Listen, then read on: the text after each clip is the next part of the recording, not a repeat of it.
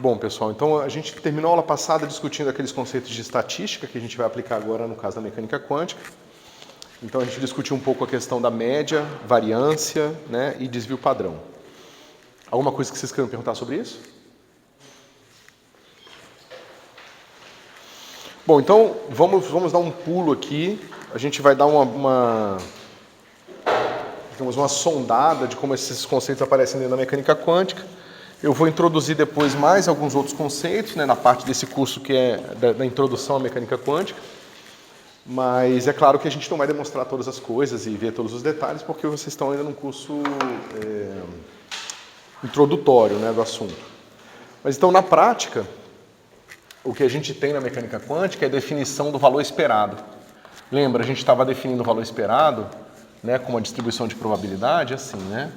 P de x, dx, certo? Na mecânica quântica, essa mesma operação de valor esperado, com o mesmo significado que a gente tinha antes, é escrita um pouco diferente. Aqui a gente vai botar o operador, no sentido que a gente discutiu já bastante, né, que o operador é a contraparte quântica do mesmo observável clássico, que precisa respeitar uma regra que leva à álgebra do parente de Poisson, na álgebra dos comutadores, né? E isso aqui é definido agora como esses símbolos complicados aqui, que eu já vou explicar para vocês o que significa eles, certo? Pessoal, então o valor esperado na mecânica quântica de um certo operador que está associado a um observável, ok? É dado por essa expressão aparentemente bastante complicada aqui, certo? Mas essa expressão ela só é complicada porque vocês não foram introduzidos à notação, né? Então, por exemplo, vocês já viram notação matricial, então vocês viram M aplicado num certo vetor U, como sendo, por exemplo, representado aqui para uma matriz 3x3, digamos assim, A, B, C, D, E, F, G, H, I, num certo vetor, o X, o Y, o Z. Certo? Todo mundo conhece essa notação, eu espero, né? Ou seja, uma matriz aplicada num vetor, é dado para um objeto que a gente expressa dessa forma aqui, um vetor que a gente expressa dessa forma, e o resultado disso aqui é um outro vetor, né? Posso chamar esse cara aqui de vetor W. Todo mundo concorda? Depois que eu aplico uma matriz 3x3 numa matriz 3x1, eu vou encontrar outra matriz 3x1, né? Então, é um tipo de transformação que leva um vetor em outro vetor. Certo? Essas transformações lineares elas são extremamente importantes na física, como eu já falei para vocês.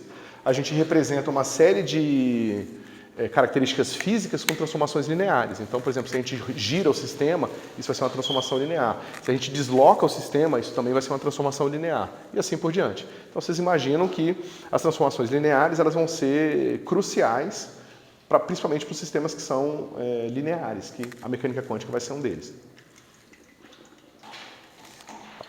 Isso é claro o que eu estou falando para vocês, pessoal? O que eu estou querendo dizer é que na física a gente tem um vetor que representa a posição de uma velocidade de uma partícula. Mas se eu vou girar minha partícula, a velocidade dela gira também, né? Digamos que eu agora mudei de ponto de vista. Então o vetor que eu estava vendo apontando para cá, agora ele aponta para cá. E eu preciso representar isso matematicamente de alguma forma, certo? Como a gente discutiu também na aula passada, quando o tempo passa, o sistema se transforma dentro do espaço dos estados físicos, né? E a gente mostrou também que isso é uma transformação, né? Talvez a surpresa seja que, em geral, as transformações lineares são suficientes, né? Mas a gente representa todo tipo de coisa com transformações lineares. Então, o passar do tempo, que é a dinâmica, a gente representa com transformações lineares. Uma mudança de perspectiva, a gente representa com transformações lineares. Se eu vou no laboratório, pego um experimento que está acontecendo assim numa caixinha e giro a caixa do meu experimento, é um laser, por exemplo. O laser apontava para cá, eu giro ele e agora ele aponta para cá.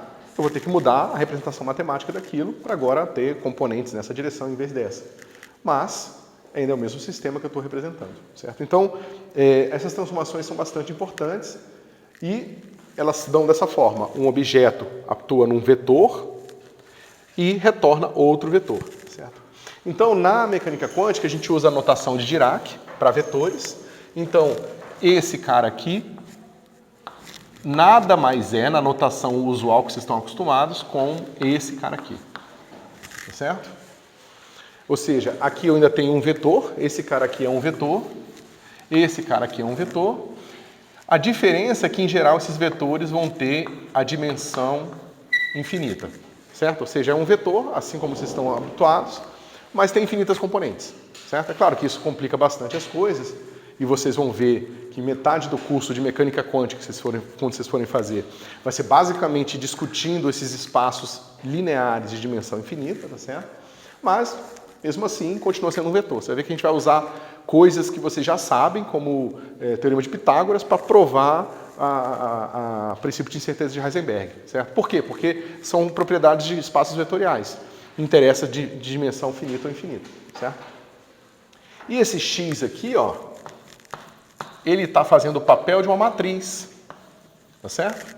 Novamente, a matriz agora é muito mais complicada, porque como eu tenho infinitas componentes, a minha matriz tem infinitas colunas e infinitas linhas, tá certo? Mas continua sendo uma matriz de qualquer forma, tá certo? Mais complicada, mas é ainda assim uma matriz. Então, essa expressão aqui, ó, é equivalente, né, na notação que vocês estão habituados, como uma matriz aplicada num vetor. Tá certo? Não tem nada de diferente. O que vocês podem estranhar agora é a presença desse objeto aqui que a gente chama de bra, né? Esse cara a gente chama de bra e esse de cat. Porque juntos eles fazem um bracket, que em inglês é esse parênteses aqui, esse parênteses com ângulo agudo aqui, certo? Então quem é o bra, né? O nosso bra, como a gente viu ali atrás, né, nas outras aulas, ele está associado ao meu vetor transposto, certo? Tem um detalhe a mais, que aqui a gente vai trabalhar esses espaços vetoriais de dimensão infinita e complexos, então é transposto complexo conjugado, certo? Novamente, pessoal, isso aqui é só para vocês terem uma ideia do que está acontecendo, vocês não precisam, digamos, aprender profundamente essas coisas, por mais que se vocês já agora começarem a pensar sobre elas, vai ajudar bastante vocês no futuro, certo?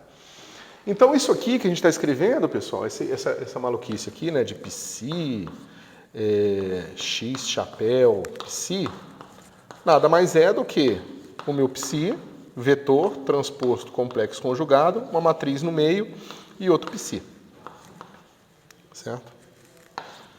Na notação que vocês já estão habituados.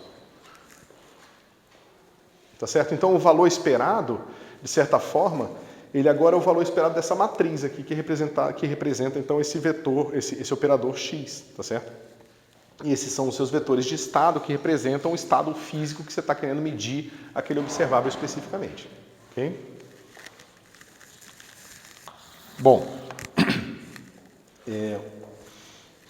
dito isso, a gente pode agora fazer alguma brincadeira para pensar como calcular a variância, agora a variância do observável quântico, né? Então, a gente tinha visto lá atrás que a variância, né, a variância aqui de x era dado pelo valor esperado de x menos valor esperado de x ao quadrado, certo? Então, aqui a gente já sabe a fórmula para esse cara aqui, a gente vai dizer que a variância do observável representado pelo operador x vai ser esse cara aqui, ó.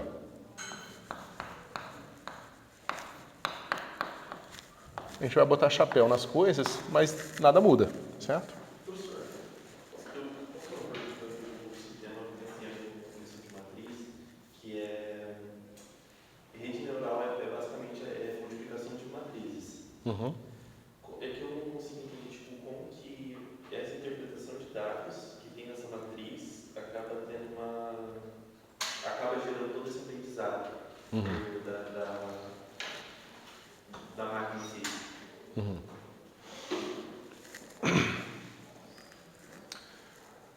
Deixa eu pensar numa maneira de conectar isso aqui para você. Vamos pensar numa coisa bastante simples que a gente pode depois extrapolar para esse machine learning que você está perguntando. Então, o que é aprender alguma coisa? O que é o computador ou a gente aprender alguma coisa sobre um sistema? Interpretar digamos assim, primeiro você dá nome para as coisas, depois você interpreta, mas o que você quer dizer com interpretar, do ponto de vista prático? Como?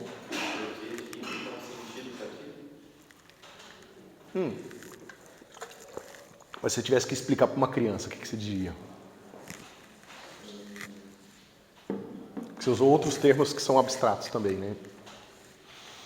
Então, assim, eu imagino que você queria dizer com interpretar é, digamos, encontrar relações entre eles. Ou seja, você pode medir, por exemplo, a altura das pessoas e o peso das pessoas, certo? E o que você espera encontrar aqui?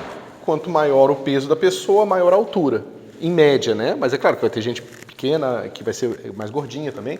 Mas então você vai encontrar uma nuvem de pontos aqui, certo? Vai ter um cara aqui que vai ser baixinho e pesado, vai ter um cara que vai ser alto e pesado, vai ser mais comum encontrar pessoas altas pesadas do que pessoas baixas pesadas. O que você está aprendendo dessa nuvem de pontos aqui? Exceto por algumas exceções, você está vendo que existe uma tendência. Certo? Então você está aprendendo que existe uma correlação positiva entre altura e peso. Certo?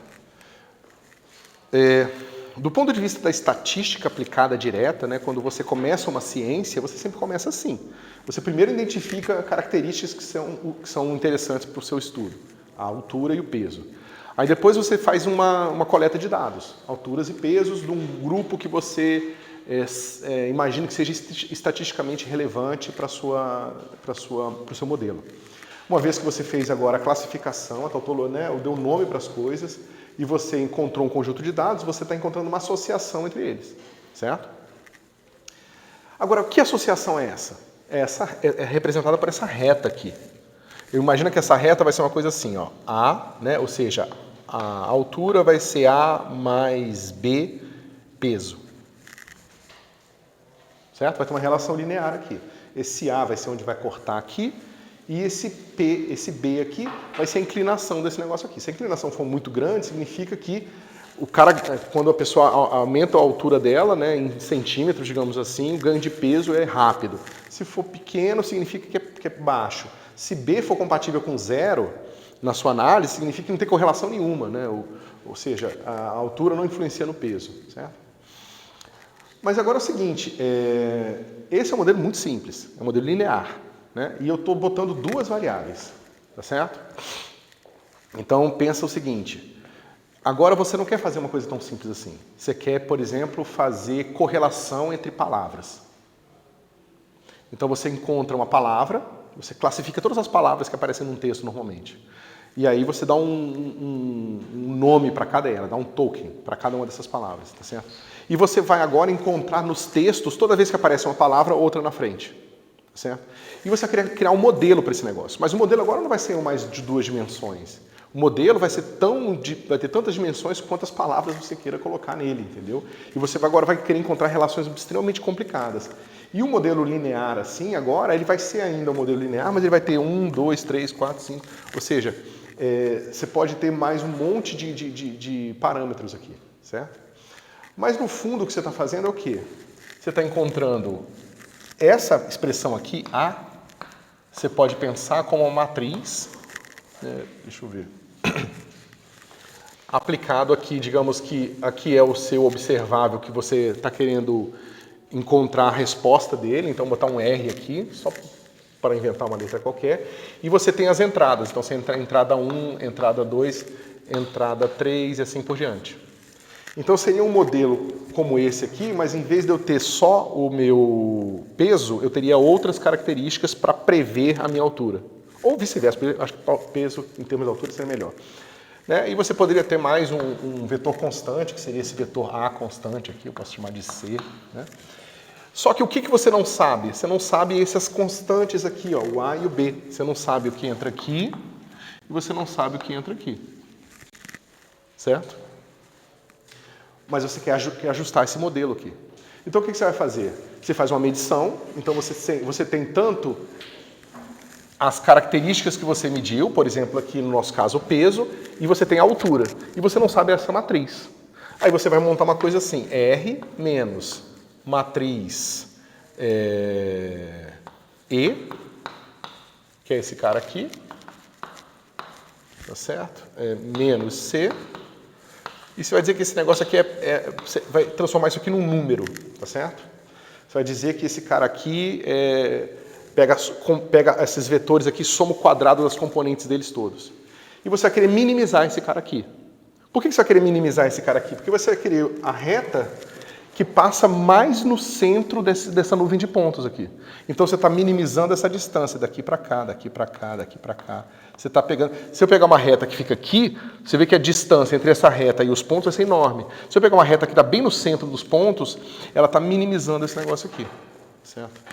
Então a gente está encontrando esse M aqui, tá certo? Mas isso é uma análise estatística simples, uma regressão linear. No Machine Learning, o que você vai fazer é que você vai botar várias camadas entre essas coisas.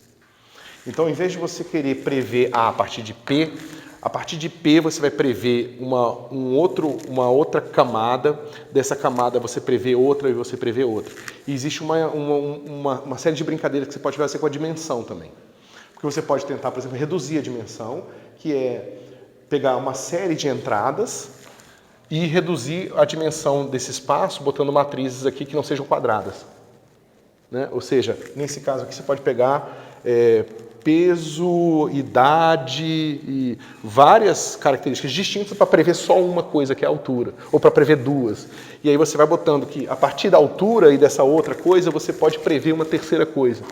Então, é claro que aqui não dá para entender todos os detalhes, mas a brincadeira é essa. Você vai fazer uma série de sistemas lineares que vão prevendo camadas, que a gente vai chamando, né, dos neurônios ali do sistema e tal, e aí você vai conseguir fazer um sistema que faz previsões. Mas qual é a previsão? A previsão é assim. Agora eu quero saber qual a altura da pessoa, meu modelo está ajustado, eu conheço A e B. Então me diz qual o peso dela e eu vou te dizer que em média ela vai ter 1,70 m, mais ou menos uma certa barra de erro. Certo? Então quando você escreve alguma coisa lá no ChatGPT, ele vai te fazer isso aqui para você. Ele vai dizer que, olha, em média, quando as pessoas fazem essa pergunta, essa é a resposta que se dá.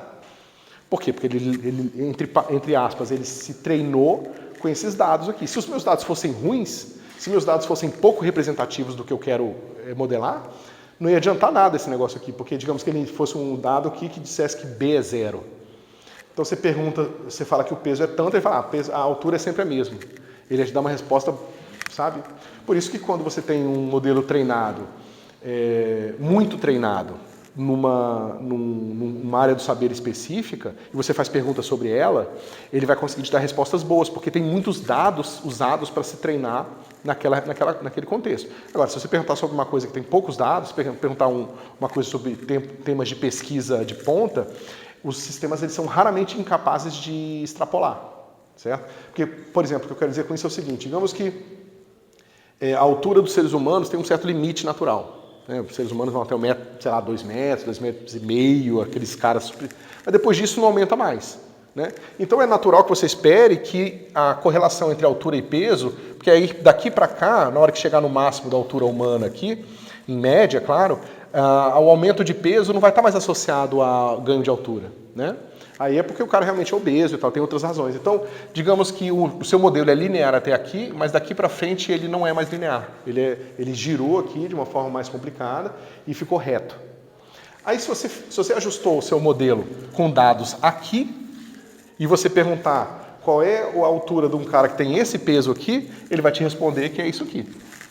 Porque ele vai extrapolar daqui. Ele não sabe dessa tendência aqui, porque você não tem nos seus dados. Então, por isso que você fazer pesquisa com o ChatGPT é muito complicado, porque ele não sabe extrapolar, ou melhor, ele sabe, mas talvez ele esteja perdendo tendências extremamente importantes, que são não triviais, quando você vai além do conhecimento já digamos, já introduzido no sistema. Certo?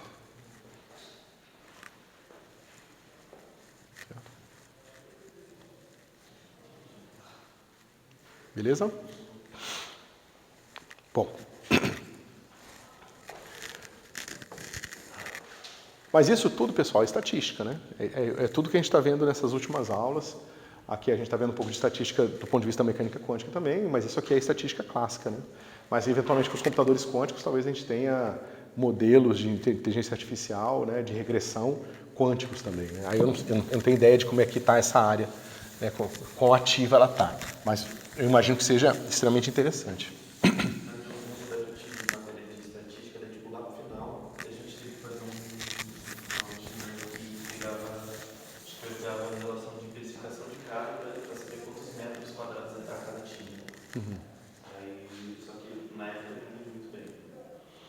Mas essa é a ideia aqui, mesma coisa, né? Em geral, a casa mais cara, ela tem um preço maior, mas você pode ter região, né, posição geográfica, você pode ter, sei lá, renda média das pessoas que moram naquela região. Então. A área de estatística, eu acho que ela é extremamente importante para você entender física, porque tudo que a gente faz com física vem da estatística, mas não só pelo esse motivo prático, mas eu acho que a maneira que a gente pensa física está muito associada à maneira que a gente extrai os dados. E a maneira que a gente extrai os dados está fundamentalmente associada a como a gente faz estatística. Né? Então, vamos voltar aqui. Então é isso, tá? Esse valor esperado é eu aplicar uma transformação nesse vetor e depois a projeção dele aqui. Né? É como se eu tivesse, por exemplo, um vetor de rotação, eu giro o meu vetor e vejo qual é a projeção dele em relação a ele antes do giro, tá certo? A gente vai olhar isso para um pouquinho mais de detalhe daqui a pouco. Mas então agora a gente vem para a nossa conta aqui e a gente vai encontrar o quê? Que esse cara é psi x menos o valor esperado de x ao quadrado psi, certo? Novamente, vocês interpretam isso aqui como uma matriz, como uma transformação linear. Esse é um vetor e esse é o vetor transposto complexo conjugado associado ao próprio vetor original. Ok?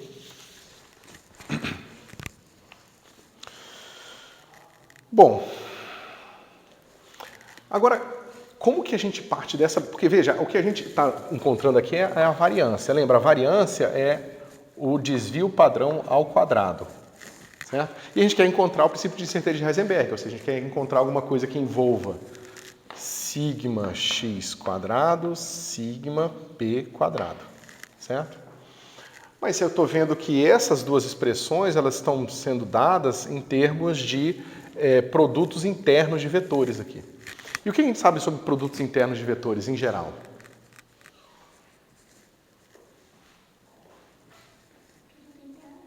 Isso. Né? Ou seja, quando você faz um produto interno, né, digamos que você faz o seguinte, deixa eu ver se vocês já viram isso. Eu tenho um vetor, deixa eu ver como eu chamei, V. V1 escalar V2. Como é que vocês já viram isso aqui?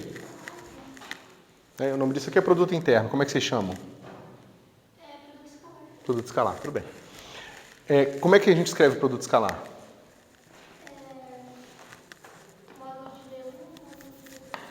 Módulo de V1, módulo de V2, vezes?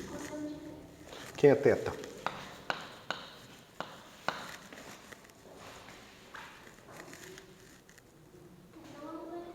É um ângulo entre eles, exatamente. Então você pode pensar no seu produto escalar dessa forma, tá? Agora, por que a gente pode pensar nele assim? Porque a gente definiu ali atrás o produto interno assim, ó. V1, V2 igual a V1 componente x, V2 componente x, mais V1 componente y, V2 componente y. Certo? A gente sabe também que o módulo de V1 é igual a raiz de V1x ao quadrado mais V2y ao quadrado. V1y ao quadrado. Vocês concordam? A gente divide dos dois lados. Vai ficar assim, ó. V1.V2 dividido por módulo de V1 módulo de V2 vai ser igual a, vamos lá, V1, aí eu vou botar aqui embaixo o módulo de V1. V1x ao quadrado mais V1y ao quadrado. Vezes V2x dividido, aí eu vou botar o módulo do V2 aqui, vai ficar assim. Raiz quadrada de V2x ao quadrado mais V2y ao quadrado, certo? Mais a mesma coisa aqui com V2, com Vx, com Vy. V1y, V2y, e aqui a gente divide pela mesma coisa, raiz de V1x ao quadrado mais V1y ao quadrado, e aqui raiz de V2x ao quadrado mais V2y ao quadrado. Certo? Mas o que é isso aqui, pessoal?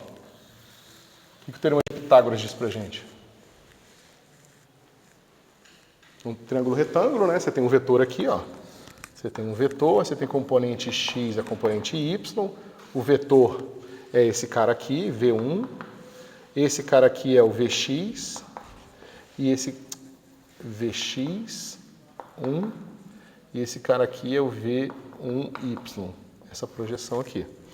Então, quanto que é V1, y, que é essa altura, dividido pela hipotenusa, que é esse cara aqui?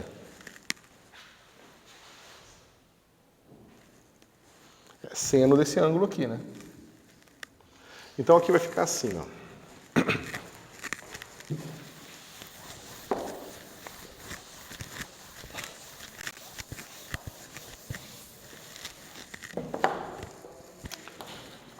V1, V2, dividido por módulo de V1, módulo de V2, vai ser igual a... O primeiro vai ser cosseno de θ1, cosseno de θ2, aqui não tem nada, mais seno de θ1, seno de θ2. Quanto que é isso aqui?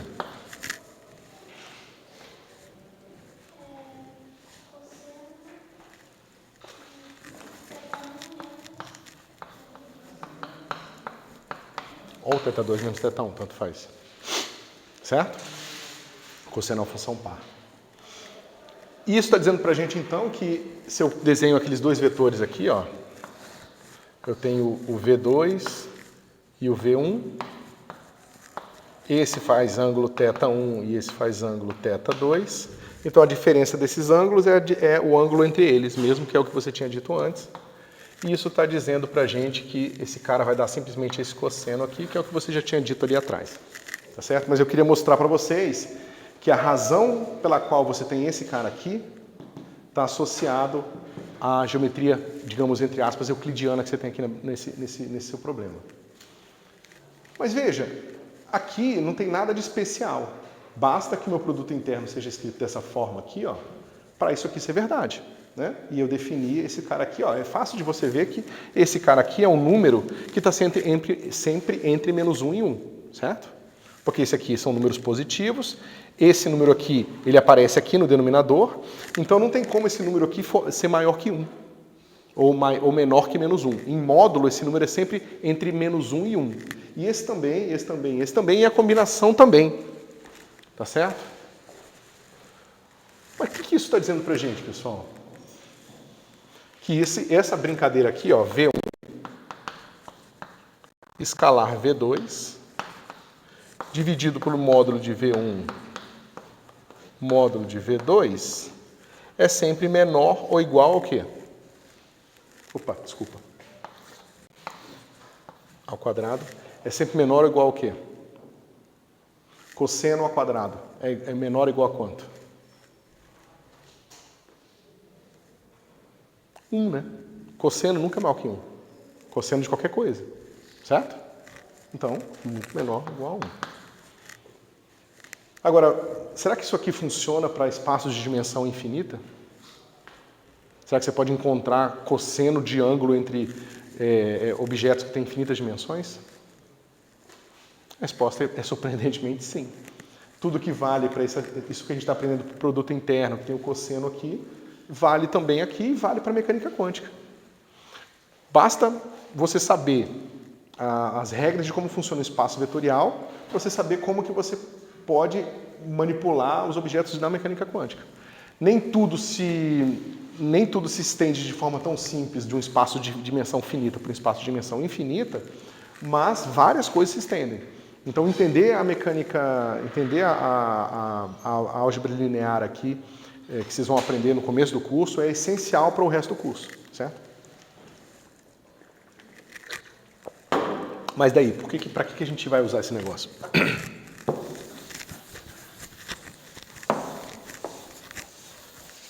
Olha que legal. Esse nosso sigma x aqui, ó, quadrado, ele vai ser igual àquele cara aqui, esse cara aqui, né? Mas lembra, esse cara aqui é um vetor, e esse cara aqui é um vetor, e essa aqui é uma matriz. Só que essa matriz está ao quadrado.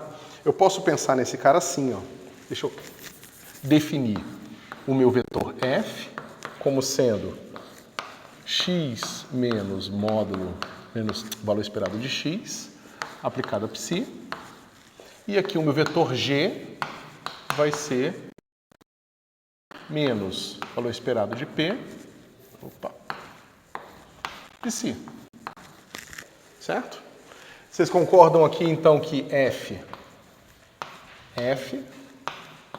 vai ser igual ao valor esperado de x menos x quadrado?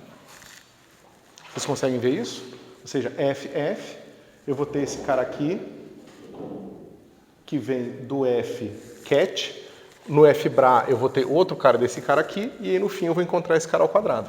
Porque eu vou ter um objeto vezes ele mesmo, a gente chama de quadrado. Certo? E a mesma coisa aqui para o g. G. Então, P menos o valor esperado de P. Ok? Por que eu estou fazendo isso, pessoal? Esse cara aqui é o módulo de um vetor. E esse cara aqui é um módulo de outro vetor. Né? Quando eu pego o produto interno do vetor com ele mesmo, tiro a raiz, eu chego no módulo. Então, esse cara aqui é o módulo quadrado de um vetor e esse cara é o módulo quadrado de um vetor. Mas olha o que a gente já sabe sobre esses caras. A gente sabe que se a gente pega o produto interno entre eles e divide pelo módulo de cada um deles, a gente tem uma desigualdade dada que vale sempre. Essa desigualdade aqui é a desigualdade de Cauchy-Schwarz.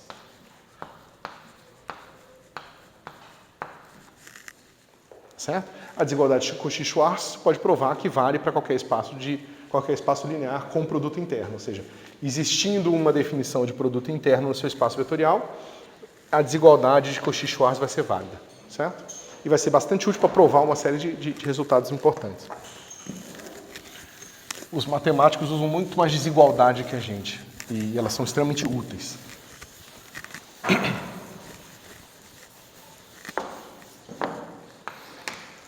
Bom, o que a gente vai fazer com esse negócio agora? A gente vai, já mostramos Cauchy-Schwarz, a gente pode vir para cá, né? E eu posso reescrevê-la assim, só por simplicidade, vai ficar assim. V1 ponto V2 ao quadrado, que é aquele cara ali, é menor ou igual a módulo de V1 ao quadrado, módulo de V2 ao quadrado. Certo? Só peguei essa desigualdade aqui, são números sempre positivos, eu posso multiplicar uma desigualdade dos dois lados por números positivos que não muda a desigualdade, e eu tenho essa desigualdade aqui agora, que é o que a gente chama realmente de desigualdade de Cauchy-Schwarz. Ok? Mas o que a gente sabe sobre ela? A gente já sabe disso aqui, ó. Esse cara é o módulo do vetor v quadrado, esse é o módulo do vetor g quadrado. Então, isso aqui está dizendo para a gente o seguinte. Fg quadrado é menor ou igual a módulo de f quadrado, módulo de g quadrado. Todo mundo concorda?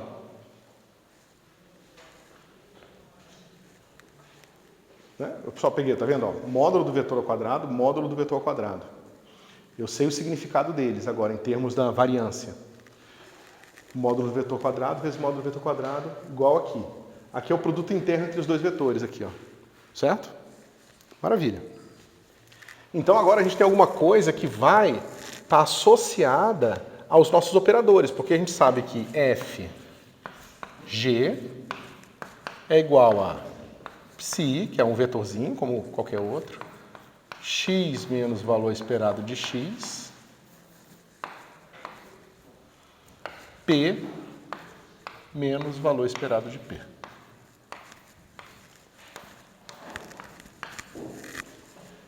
Certo? É basicamente o que a gente fomos guiados aqui fazendo essa conta. Eu posso chamar esse cara aqui de delta x e esse cara aqui de delta p. Nós já vimos que o comutador de x e p, esse aqui vocês já podem gravar na mente de vocês, porque é extremamente importante, tá?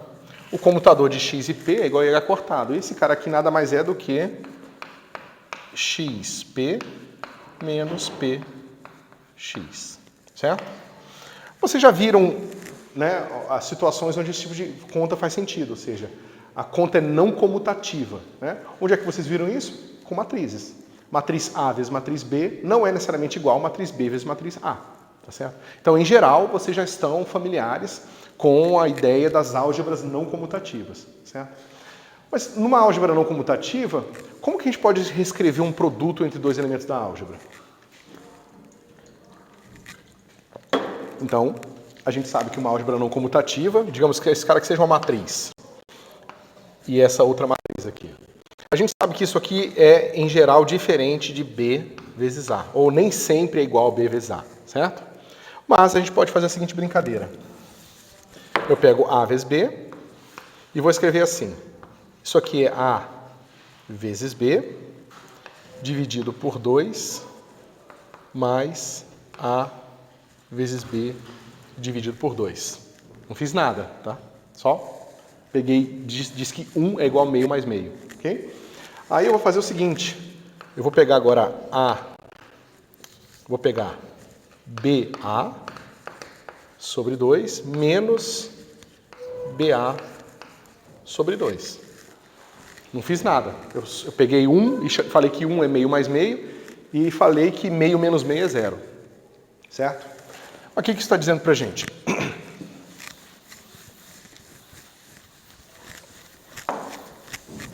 Isso diz para a gente que AB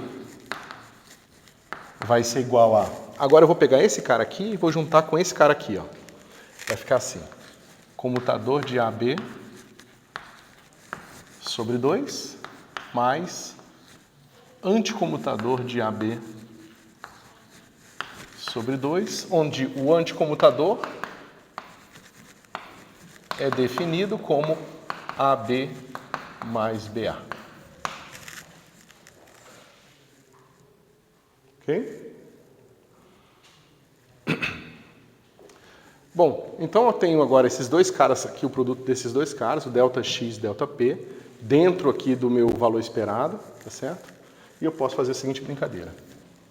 Fg vai ser igual a psi, e aí eu vou ter comutador delta x delta p sobre 2 mais delta x delta p.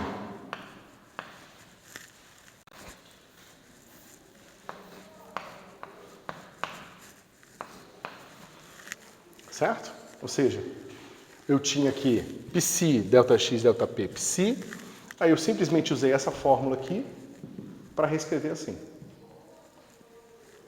Ok? Mas aqui eu não quero só fg, eu quero o módulo desse cara aqui ao quadrado, tá certo? O módulo desse cara aqui ao quadrado vai ficar assim. fg módulo quadrado vai ser psi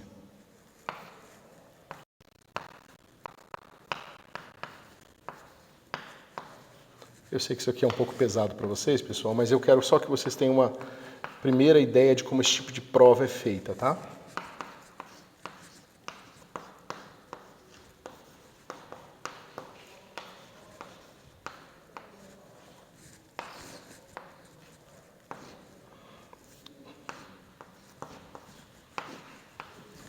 E isso faz sentido para vocês, pessoal?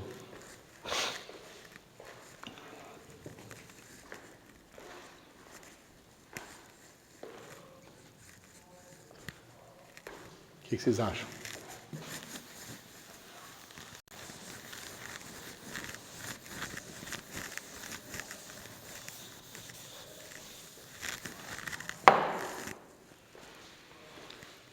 Vocês estão totalmente perdidos? Ou meio perdidos?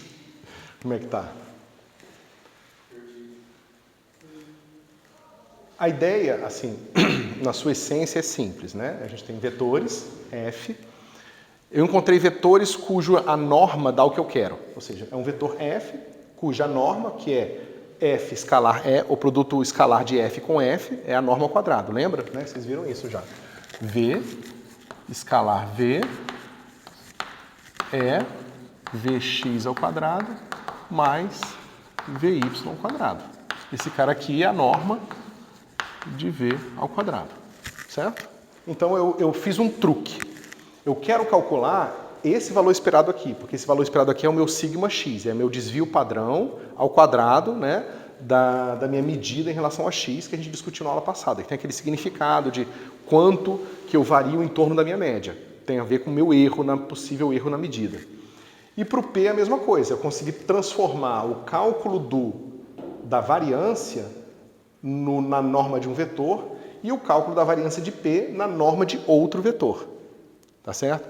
Por que eu fiz isso? Porque eu quero usar a desigualdade de Cauchy-Schwarz para associar ou relacionar o produto das normas, que é o quê? O produto das normas vai ser sigma x quadrado, sigma p quadrado. E o princípio de incerteza de Heisenberg é justamente colocando limitações nessas duas barras de erro.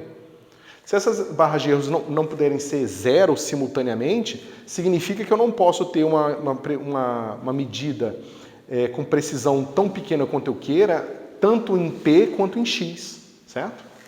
Então, eu estou fazendo esse truque todo aqui porque eu quero associar as normas, eu quero associar esses caras aqui a um produto entre F e G, porque o produto entre F e G vai envolver a comutação desses caras aqui. E justamente o fato deles não comutarem que é um dos pontos cruciais que diferem a mecânica quântica da mecânica clássica. Porque na mecânica clássica, você fala o seguinte, eu quero calcular a posição vezes o momento. Isso aqui é igual ao momento vezes a posição. Mas na mecânica quântica não. Na mecânica quântica existe uma diferença nisso aqui. Porque agora essas quantidades não são mais números, não são mais os observáveis clássicos, são observáveis quânticos, certo? E é por isso que fica diferente, ok?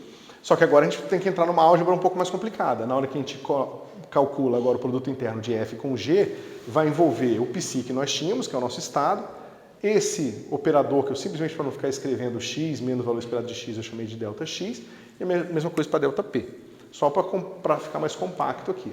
E aí eu argumentei com vocês de que é uma identidade simples escrever AB como sendo AB menos BA sobre 2 mais AB mais BA sobre 2, porque não é nada mais do que pegar meio mais meio igual a 1 e meio menos meio igual a 0, certo? Não tem nenhuma surpresa aqui. Isso me permitiu calcular F escalar G dessa forma. Eu simplesmente separei a parte antissimétrica da parte simétrica, certo? Bom, quando eu tiro o módulo quadrado, eu teria o quadrado de uma quantidade, o quadrado do primeiro, o quadrado do segundo, mais 2 vezes o primeiro vezes o segundo, que não está presente aqui. Tá certo? Não está presente aqui por uma razão mais complicada, né, de que esse cara aqui, ele vai ser imaginário puro, tá certo? Ele vai ser proporcional a I, e esse cara vai ser real. O que acontece com um número assim, quando eu pego o módulo quadrado dele? Vocês já viram números complexos, né? A mais IB. Módulo quadrado. Quem pode me dizer quanto é que é isso aqui? Vocês não viram números complexos ainda? Nada?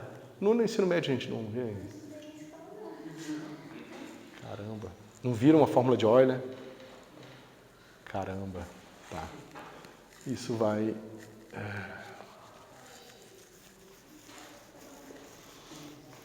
Eu jurava que a gente via isso no ensino médio. Ah, normalmente se vê, mas vocês não viram?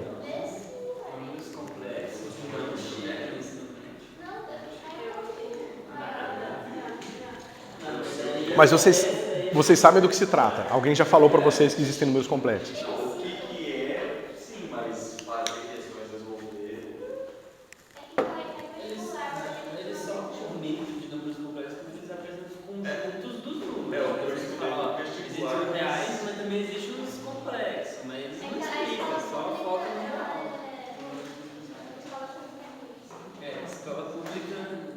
Na época que eu fiz era boa, pelo menos em Brasília. Eu me lembro de aprender isso no ensino médio. Mas, então, deixa eu renormalizar aqui. Bom, o que vocês sabem sobre a unidade imaginária?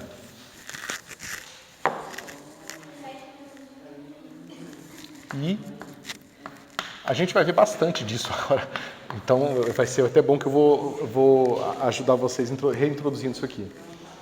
Então, qual é a propriedade especial? A gente introduz esse número, a gente define a existência dele, tá certo? Como é que a gente define a existência dele? A gente define que existe um número, no nosso novo conjunto de números, que tem a seguinte característica: ao quadrado igual a menos 1. Certo? Não é nada demais. Na prática, eu estou aumentando a dimensão do meu espaço, né? Porque se isso aqui é um número e ele vai ter todas as mesmas propriedades que os números reais, ou seja, o produto vai ser comutativo, então eu sei que i vezes um número qualquer, sei lá, 3, é igual a 3 vezes i, tá certo? Eu posso também somar, eu posso pegar 8 mais i, certo? Isso aqui é um novo número, ok? Agora eu tenho uma liberdade, eu tenho a mesma álgebra que eu tinha antes para os números reais, agora essa álgebra vale para os números complexos e ela tem as mesmas propriedades de adição e multiplicação. Então, por exemplo, se eu pego um número qualquer e multiplico por i, vai ser, né, deixa eu pegar aqui, a mais i, b. Então, a mesma coisa que vocês aprenderam antes, o chuveirinho de produto, né? Então vai ser i vezes a mais i vezes i vezes b. Mas quanto é que é i vezes b? Menos b. Então, isso aqui é a e a menos b. Certo? Então, os números complexos, eles são muito naturais para a gente, porque as propriedades algébricas são as mesmas que a gente já conhecia antes. Tá certo? Você pode dividir por um número complexo, não tem problema nenhum. Você pode pegar a sobre b, não pode? Mas você pode pegar a dividido por b mais ic, onde a, b e c podem ser números complexos também. Tá certo? Podem ser números reais, mas podem ser números complexos. Certo? E isso aqui está bem definido, não tem problema nenhum. Ok? Bom, o que acontece quando eu faço o seguinte produto? A mais IB vezes A menos IB.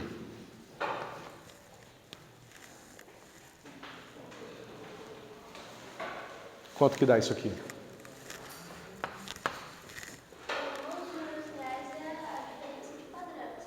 Isso. Então vai ser assim, ó. A ao quadrado menos IB ao quadrado. Você pode até fazer todos os passos. Pegar A vezes A vezes B, menos B e B, mais IB, A, aí os dois vão se cortar e vai sobrar esse cara vezes esse cara aqui com sinal de menos na frente. Certo? Mas quem é I ao quadrado? Menos 1. Então isso aqui vai ficar igual a A ao quadrado mais B ao quadrado. Certo? Então é isso aqui que define a norma de um número complexo. A norma de um número complexo é um número complexo, mas o mesmo número complexo onde a gente mudou o sinal do i. Tá certo? Seria O conjugado, exatamente. Então a gente define uma operação chamada conjugação.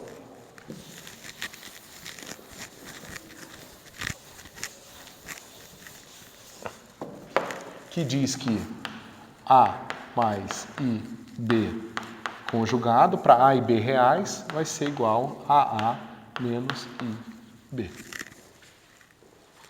Tá certo? Então, se esse cara aqui é um número complexo Z, então Z complexo conjugado, né, vezes Z é igual a ao quadrado mais B ao quadrado. Tá certo? Que é o tipo de expressão que eu tenho aqui. Aqui é a mesma coisa, tá? Eu posso mostrar que esse aqui é imaginário puro, ou seja, ele é um número que multiplica, é um número real vezes i, e esse cara é um número real. Por isso que quando eu levo ao quadrado, eu tenho esse cara aqui separado desse cara aqui. Tá certo? Eu não tenho termo cruzado, justamente porque aqui eu não tenho termo cruzado. Por causa desse menos aqui, ó. Tá certo? Mas o que isso diz pra gente? Se vocês conseguem acreditar em mim até agora, o que isso aqui diz pra gente? Diz que módulo de FG quadrado é o quê? É maior ou igual a aquele cara ali, ó.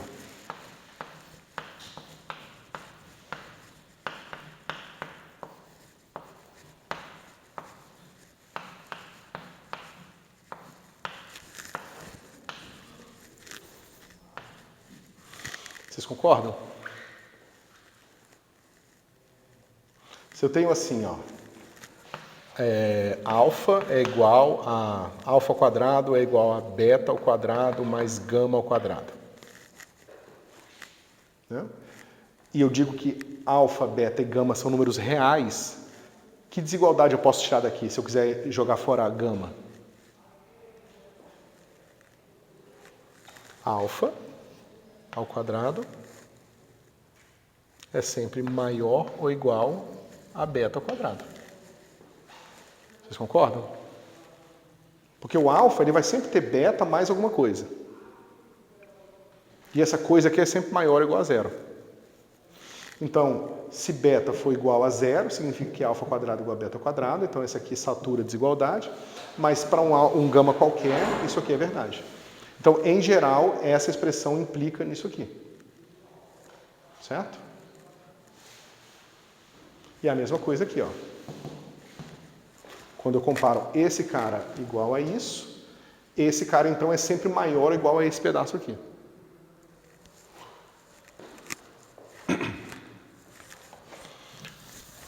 Bom, mas e daí? A gente tem isso aqui menor que esse cara aqui. Então a gente vai fazer o seguinte, ó. Deixa eu ver como é que eu faço. Eu faço assim, ó. F, G, é maior... Eu acho que eu estou fazendo ao contrário, peraí. Deixa eu começar com esse aqui para as desigualdades ficarem na direção que a gente está habituado. Ou não, bom, não sei. Psi, delta x, delta p, psi, sobre 4 ao quadrado é sempre menor ou igual a... Deixa eu apagar esse pedacinho aqui. Passar aqui, pronto. Esse cara aqui é menor do que esse cara aqui, f g ao quadrado. Mas esse cara aqui é sempre menor ou igual a esse cara aqui, ó. Né? Que é o meu f g. Certo? Estou fazendo uma coisa errada aqui.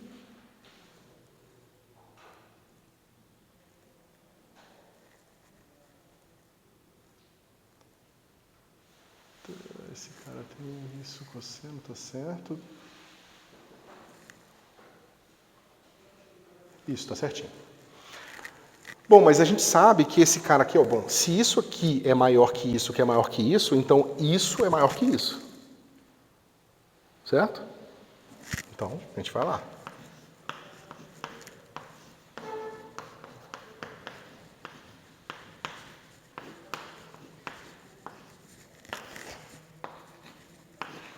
É menor ou igual. E esse cara é o que a gente quer já, que é o sigma x quadrado, sigma p quadrado. Agora, esse cara aqui, quem é?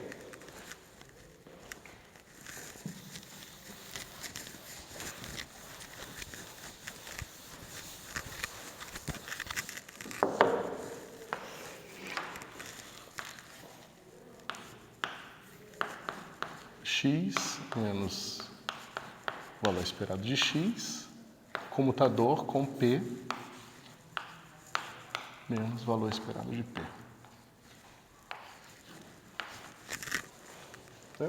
Esse negócio aqui ele vai ser como?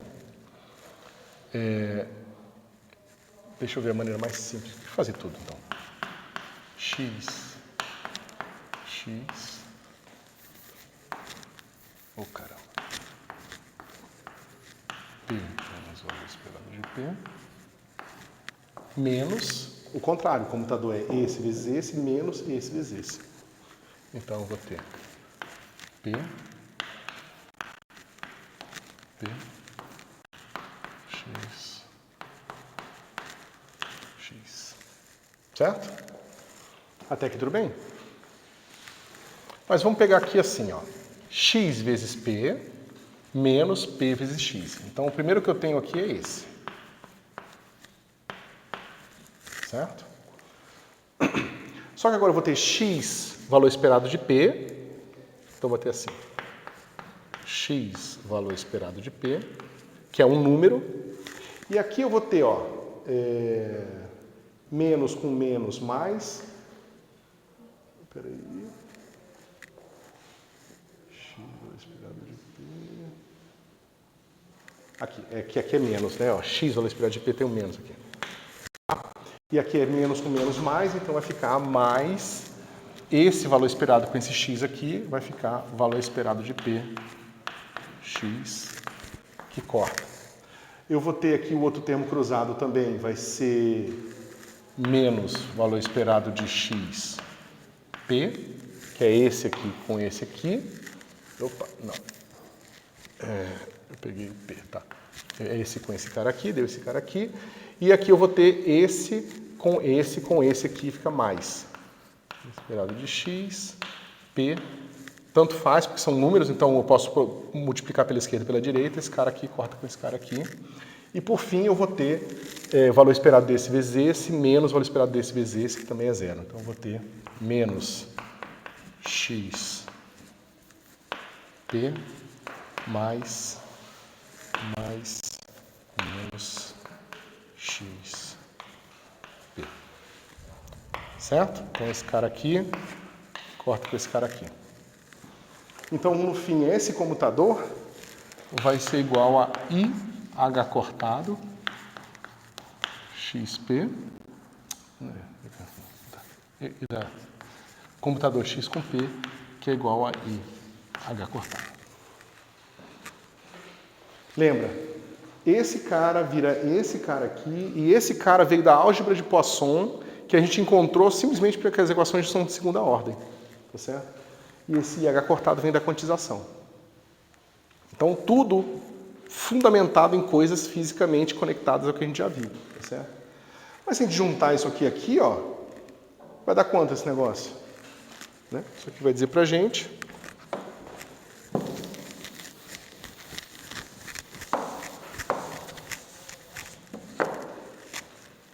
H cortado ao quadrado sobre 4. Por que H cortado ao quadrado? Porque o módulo de I é I vezes menos I. Só que I vezes menos I é 1, certo? Né? Se eu pegar, lembra o módulo, que é esse cara aqui, ó, é I vezes o menos I, que é igual a menos I quadrado, que é igual a 1. Então esse negócio aqui vai embora, fica só esse cara aqui, e esse cara aqui vai sempre ser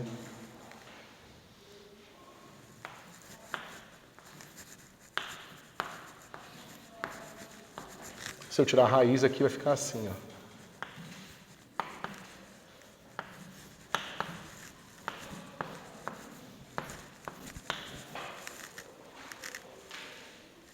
Certo? Novamente, vocês vão rever essas contas com todos os detalhes no curso de mecânica quântica. Tem vários detalhes aqui que vocês ainda não são capazes de reproduzir, mas eu gostaria que vocês tivessem a noção de como esse tipo de conta vai aparecer, que tipo de análise, que tipo de coisas a gente espera que vocês sejam capazes de fazer daqui a uns 2 anos, mais ou menos. Okay? E é esse tipo de conta aqui, esse tipo de análise. Tá? Vocês vão ter que aprender mais coisas sobre números complexos, talvez eu fale um pouquinho, porque a gente vai precisar bastante disso no próximo assunto que a gente vai ver agora.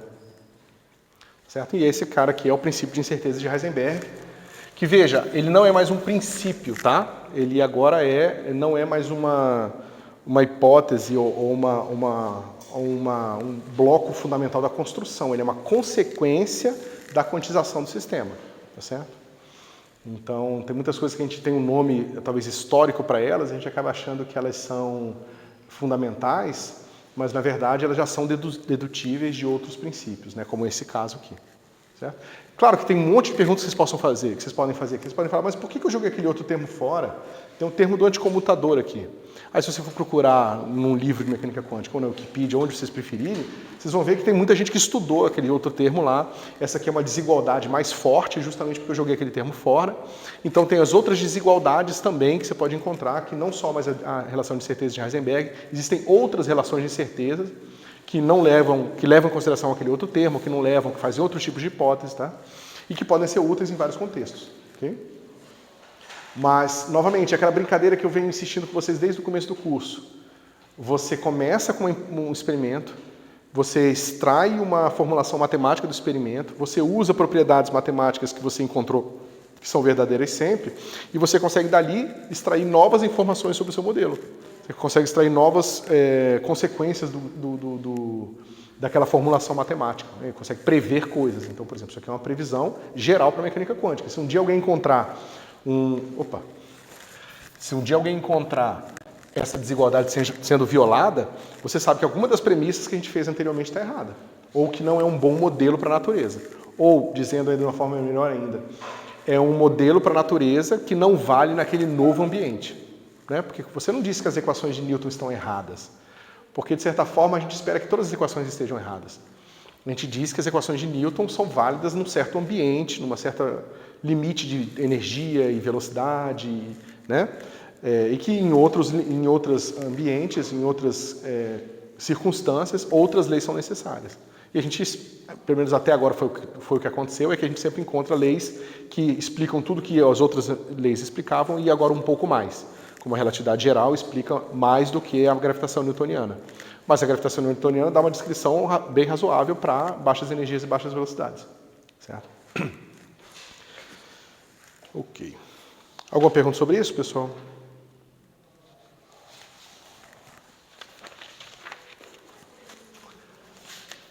Ok, então eu queria agora finalizar essa parte de mecânica quântica falando um pouco sobre quem é realmente o X e o P, como que você pode vê-los como geradores de transformações. E aí eu tinha preparado aqui a parte de geradores de transformações, mostrando para vocês como a gente constrói os geradores de transformações para rotações tridimensionais.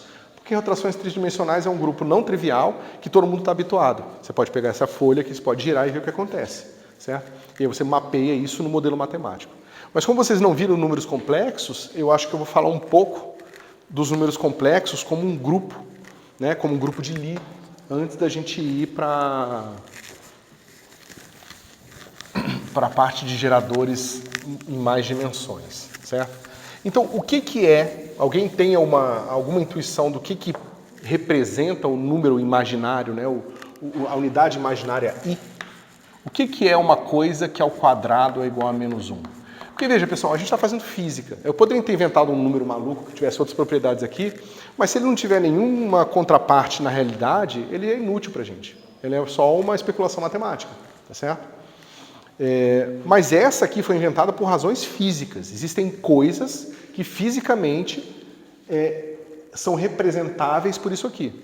Alguém pode me dar um exemplo? Tem. Tudo na física, se você quiser colocar um número complexo, você pode. De certa forma, vocês já vão já entender por quê. O que você encontra, o que você vê na geometria habitual, na geometria euclidiana, que tem esse significado? Uma coisa vezes ela mesma dá menos 1. Porque, por exemplo, eu digo 2 vezes 2, 5 vezes 5. Eu estou falando que 5 vezes o número 5, eu tenho 25 e assim por diante. Então, isso representa o quê? A multiplicação de um certo número por um outro número, tá certo? Que está representando uma quantidade multiplicada por uma outra quantidade. Então, eu tenho um saco. O saco tem 5 objetos. Se eu tenho 5 sacos, quantos objetos eu tenho? 5 vezes 5. É uma representação matemática de uma característica da realidade física, tá certo? Existe alguma coisa que possa vir à cabeça de vocês, que vocês consigam representar com números e que faça sentido você dizer que ela vezes ela dá menos 1?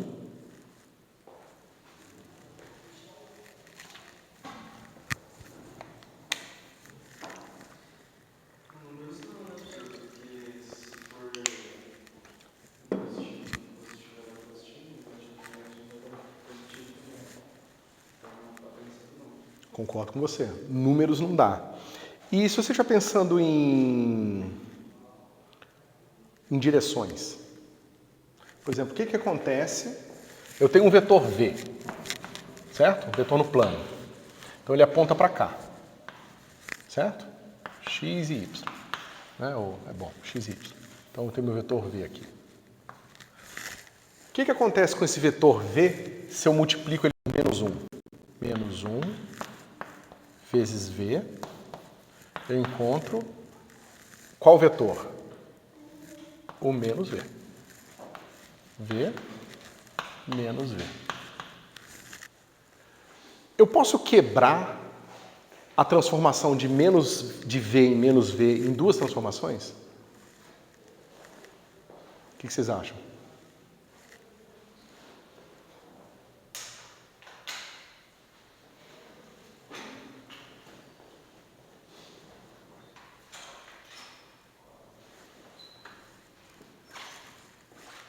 Se eu faço a seguinte brincadeira, eu vou inventar uma transformação que pega o meu vetor V e leva ele daqui para um vetor com 90 graus. 90 graus aqui.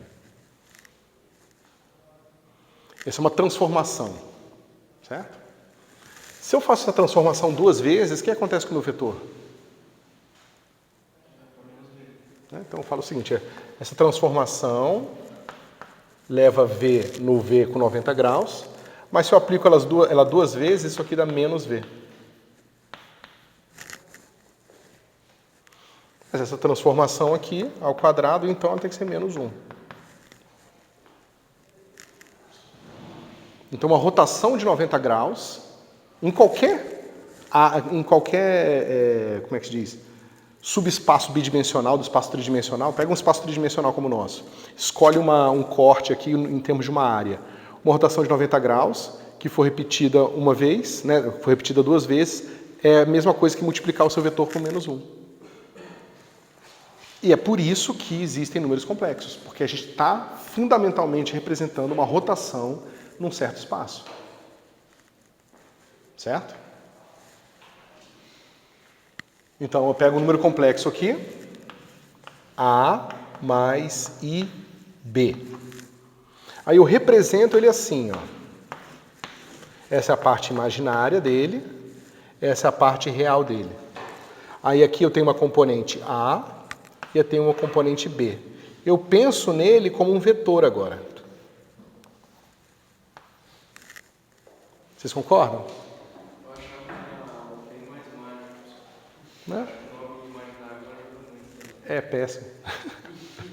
Não é bom não. Porque não é imaginário, é muito concreto, na verdade. Só que ele diz respeito a transformações fora do conjunto numérico que a gente está acostumado como rotulando a quantidade de certas coisas. Né? Agora ele tem uma direção associada. Você precisa ter direções associadas. Certo? Bom, olha que legal. Eu pego esse número aqui. Ele tem essas componentes. Tá? Eu pego a parte imaginária, que é a parte que multiplica a unidade imaginária. E a parte real é o que multiplica, o que não tem parte imaginária, é o que não tem o i aqui envolvido, certo? O que acontece se eu multiplicar esse número por i? Que número é esse que eu vou obter? Vai ser assim, ó. I vezes a mais ib vai ser o quê? I vezes i dá menos 1. Então eu vou botar assim, menos b mais i vezes a. Vamos voltar para o nosso gráfico aqui, ó. Deixa eu fazer ele melhor aqui. Então eu tinha colocado aqui, eu disse que o nosso A estava aqui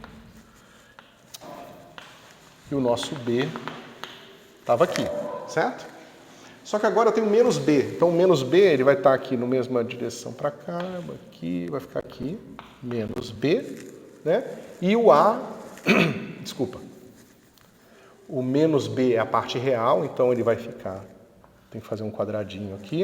Então esse cara aqui é menos B, né? E esse cara aqui é A, que é um quadradinho aqui. Certo? Então o que aconteceu com o meu vetor? Ele vai ter componente menos B. Espera aí que eu estou fazendo uma besteira. O que eu estou fazendo? Menos B, A. Então... que eu fiz? Esse cara aqui.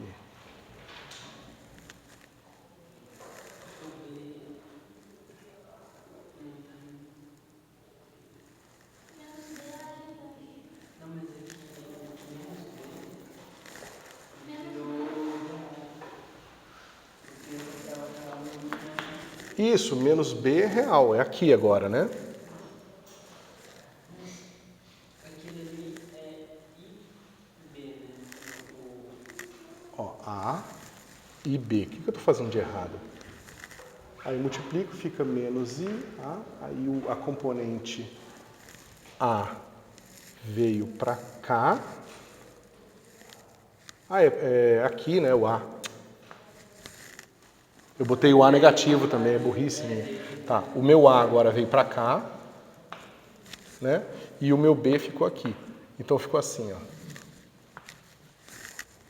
Que é um ângulo de 90 graus aqui, ó. Se eu fosse bom de desenho, isso ia ficar bastante claro.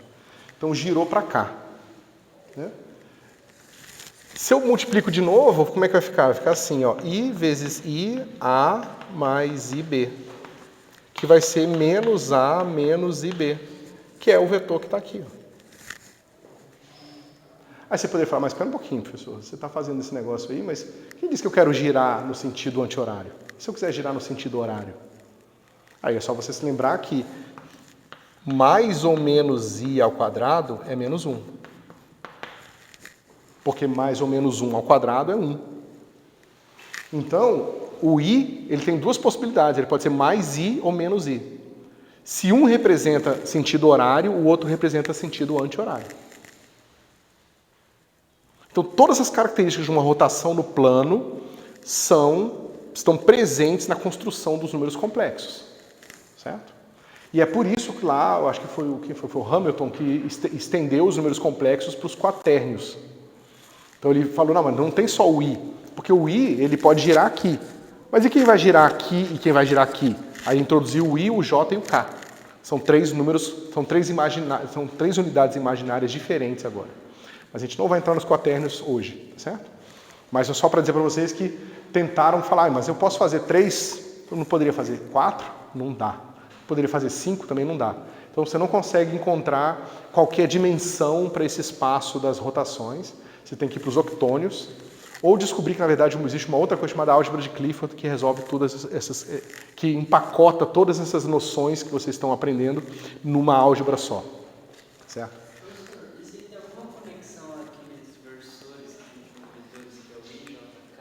É exatamente por isso que a gente usa os versores I, J, K, por causa dos quatérnios, inventados pelo Hamilton. E é por isso que I é o primeiro deles.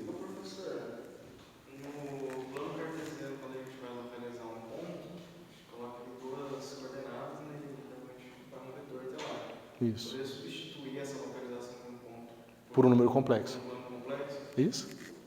Exatamente. É o que a gente faz muitas vezes no eletromagnetismo, por exemplo.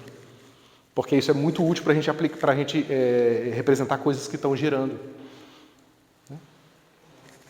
Quer ver? Vamos ver uma coisa aqui, que eu acho que vocês vão gostar. Deixa eu pensar aqui.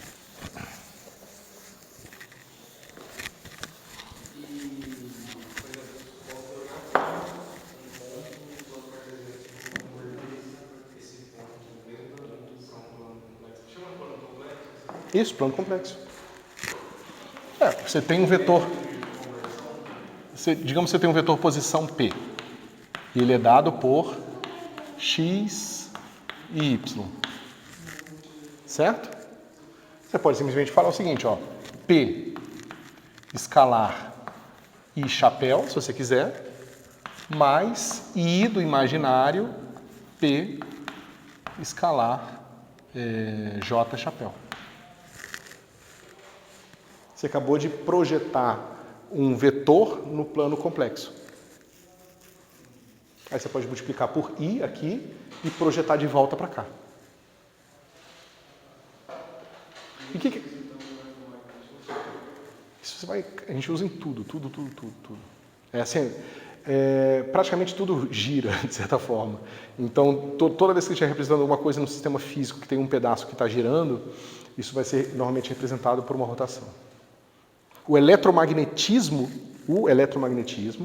ele vem do grupo de rotações. Ele vem do plano complexo. Eu vou mostrar para vocês que vai formar um grupo, e esse grupo do eletromagnetismo é o grupo U1, é o grupo das rotações no plano complexo. Você descobre, quando você faz Young-Mills, que a teoria que é formada por esse tipo de rotação é o eletromagnetismo. E foi assim que as pessoas encontraram a eletrofraca, porque pensaram, bom, se o grupo U1, que é o grupo de rotação em um plano complexo, né, gera o eletromagnetismo, o que o U2 gera? Aí você descobre que gera a eletrofraca. Né? O U2 mais o U1, combinado com o U, gera a eletrofraca. Mas e se eu for para o U3? A cromodinâmica quântica, que é a força forte. Então você consegue representar todas as interações fundamentais no grupo U1, U2 e U3. Aí você pode pensar, então o U4 vai representar alguma força que a gente não conhece, né? Não, o U4 já não serve para nada. Não dá para você resolver nada com o U4, porque ele não tem propriedades algébricas que esses outros grupos têm. E para rotações, é preferível esse aí, as coordenadas polares? Por exemplo, eu tenho um programa, um algoritmo que eu estou fazendo para resolver um problema, que é o seguinte. Eu tenho um monte de galáxia aqui. E as galáxias têm uma certa elipticidade, certo? E eu quero saber, uma certa lente gravitacional está achatando essas imagens e distorcendo essas imagens, certo? Só que eu não sei onde é que está minha lente gravitacional. Eu não sei se minha lente gravitacional está aqui, se ela está aqui, se ela está aqui.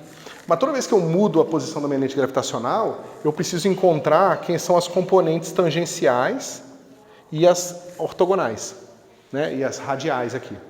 Certo? É um problema prático.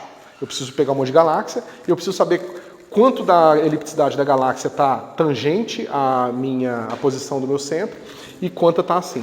Se você resolver esse problema com coordenadas polares, o que você tem que fazer? Você tem que rodar no plano, né, usando cossenos e senos, a posição desses caras todos aqui de acordo com esse sistema de coordenadas aqui. Só que se você usa os números complexos, na verdade a sua versão tridimensional, que são os quatérnios, eu consigo resolver isso aqui numericamente, assim, quase 10 vezes mais rápido. Porque eu não estou usando mais senos e cossenos, eu estou usando só números complexos desse tipo aqui. Então eu saio daqui, venho para cá. No computador eu tenho uma série de objetos que representam os números complexos no plano. Faço as manipulações aqui, e depois projeto de volta e calculo aqui as componentes. Ou seja, tem uma galáxia aqui, está totalmente tangencial. Mas se o centro se a minha lente estivesse aqui, né, eu sou péssimo de desenho, não seria mais tangencial, seria quase radial. Só que normalmente eu tenho 10 mil galáxias atrás de uma lente. Então eu tenho que manipular os ângulos de 10 mil galáxias e eu tenho que fazer integrações aqui e isso tem que ser mais rápido do que 1 milissegundo, entendeu?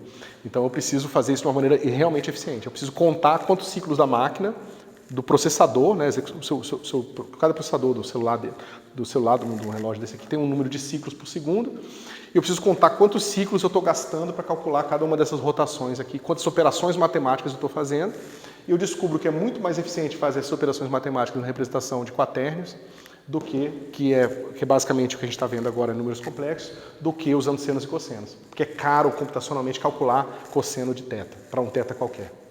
Né? Porque envolve uma série de outros cálculos computacionais. Então, assim, é extremamente útil.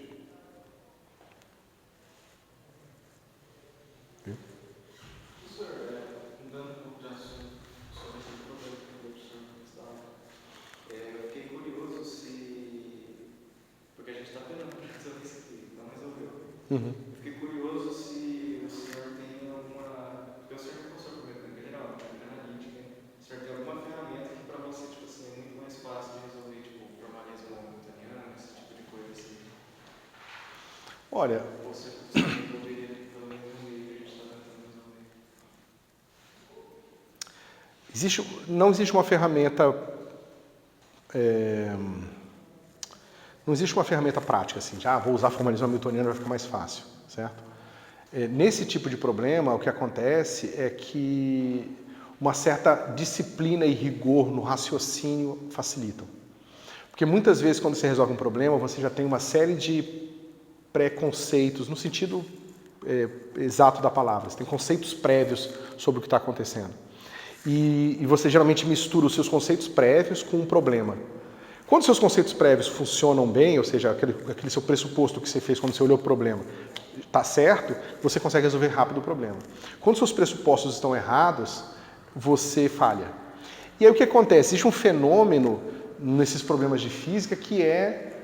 Os problemas de física 1, eles geralmente são versões que foram tornadas complicadas desnecessariamente para tornar o exercício mais difícil do que deveria, entendeu? Então eles geralmente são cheios de pegadinha, estão cheios de coisas contraintuitivas. Então o que acontece é que geralmente esses problemas eles são difíceis porque quando você tenta resolver eles usando sua intuição, você cai na pegadinha, entendeu? E aí você não consegue resolver. Eu acho que não é didaticamente tão interessante assim ficar treinando os alunos no começo do curso a resolver problemas que são desnecessariamente complicados, entendeu? Mas é o que vocês têm que fazer, né? É a vida. Então, assim, o que eu posso sugerir é rigor no raciocínio. É você livrar sua mente de todos os preconceitos sobre o que você tem sobre o problema e escrever, primeiro, uma lista de tudo que você sabe sobre ele. Está em equilíbrio, então todas as forças têm que ser iguais, né? Tem que ser anulado, tudo tem que estar com força zero. Se tudo está com força zero, quais são todas as equações não redundantes que eu consigo encontrar? Essa equação, essa equação, essa equação, essa equação. Beleza. Quantas equações eu tenho? Tantas. Quantas incógnitas eu tenho? Tantas. Bom, você já vê se esse número faz sentido. Se esse número não estiver fazendo sentido, é porque está faltando alguma equação. Se você tem mais incógnitas do que equação, significa que não tem como resolver o sistema. Ele está underdefined, ele está, sei lá, subdefinido, certo? Se você tem mais condições do que incógnitas, então ou você tem essas condições, elas são redundantes, ou você está chegando num problema insolúvel, certo? Então, você de cara olhar o problema, tirar tudo da sua cabeça, escrever tudo que você sabe sobre o problema, dado o enunciado, lido, assim, sem nada além do que tem nele, certo? E você monta as equações todas e aí uma vez que você chega, geralmente no sistema de equações lineares, é só álgebra, resolver equações lineares, né? Joga para lá, para cá e vai determinando todas as incógnitas. Então, assim, esse é o... a gente pode encerrar agora, já que está acabando o tempo. E